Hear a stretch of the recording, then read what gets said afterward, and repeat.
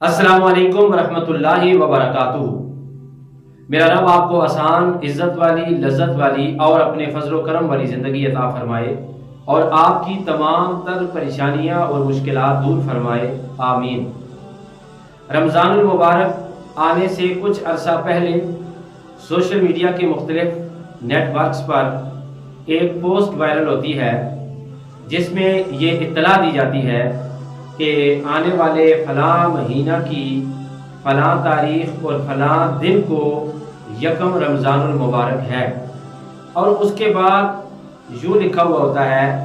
کہ آقا حضور رحمت عالم صلی اللہ علیہ وآلہ وسلم نے ارشاد فرمایا کہ جو شخص کسی کو رمضان المبارک کی خوشخبری دے گا یا سب سے پہلے اطلاع دے گا تو اس پر جنت واجب ہو جائے گی۔ کسی پوسٹ میں یوں لکھا ہوتا ہے کہ اس پر جہنم کی آگ حرام ہو گئی، اور نیچے بریکٹ میں لکھا ہوتا ہے حدیث شریف، انا للہ و انا الیہ راجعون۔ پیارے دوستو، یہ حدیث نہیں ہے اور نہ ہی کسی مستند حدیث کی کتاب میں موجود ہے اور نہ ہی غیر مستند کسی حدیث کی کتاب میں موجود ہے۔ یہ من گڑت لوگوں کی اپنی بنائی ہوئی بات ہے۔ جو بات پیارے آقا علیہ السلام نے نہیں فرمائی اپنی زبان سے، وہ آپ کیوں کہتے ہیں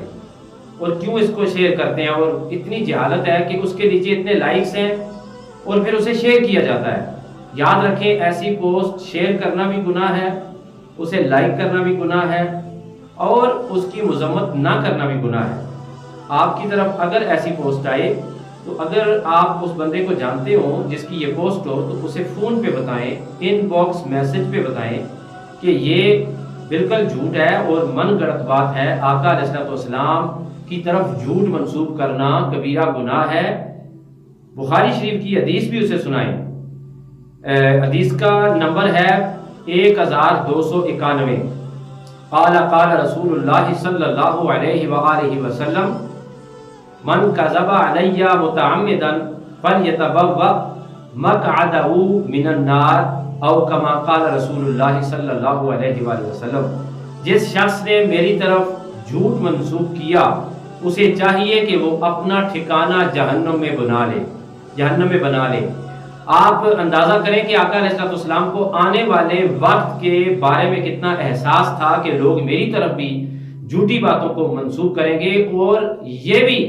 آپ دیکھیں کہ یہی امت، ہم لوگ فیس بک پر، دوسرے میڈیا پر آقا علیہ السلام کی طرف جھوٹ منسوب کرتے ہیں، بلا تحقیق بات کرتے ہیں،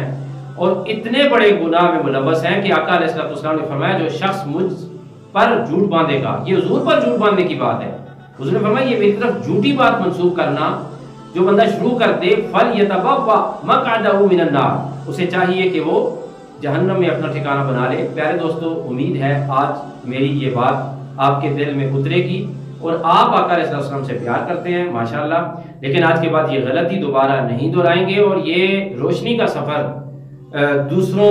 کو بھی اس میں شامل کریں گے، اور انشاءاللہ اس روشنی کے سفر میں ہم